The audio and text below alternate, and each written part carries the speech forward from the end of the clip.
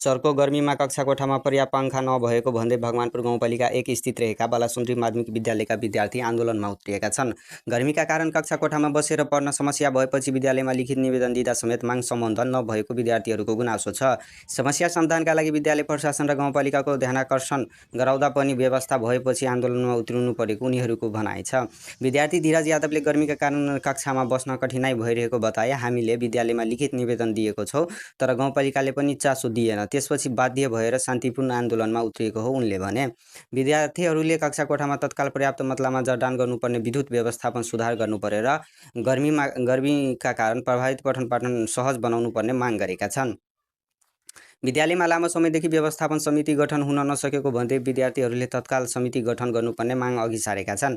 उनीहरूका अनुसार व्यवस्थापन समिति नहुँदा विद्यालयमा आधारभूत समस्या समाधान समेत प्रभाव परेको छ। विद्यालय प्रधानाध्यापक शैलेन्द्र यादवले विद्यार्थीको समस्या आफूहरूले गम्भीरपूर्वक लिएको बताए। उनका अनुसार विद्यालयबाट लिखित निवेदन आएपछि गाउँपालिका र शिक्षा शाखासँग समस्या समाधानका लागि समन्वय भइरहेको छ। गर्मीका कारण विद्यार्थीहरूलाई कक्षामा बस्न कठिनाई भइरहेको, विद्यार्थीको सङ्ख्या पनि धेरै छ। हामी गाउँपालिका र शिक्षा शाखासँग समन्वय गरिरहेका छौँ।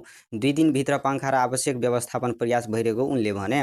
विद्यार्थीहरूले भने तत्काल समस्या समाधान हुनुपर्ने आडान राखेका छन्। माग पूरा नभए आन्दोलनको थप सख्त बनाउने चेतावनी दिएका छन्। गर्मी बढ्दै जाँदा कक्षा कोठामा विद्यार्थीको स्वास्थ्य तथा पठन पाठन असर पर्न सक्ने भएकालाई विद्यार्थी र स्थानीय तहले तत्काल आवश्यक व्यवस्थापन गर्नुपर्ने विद्यार्थीहरूको माग रहेको छ।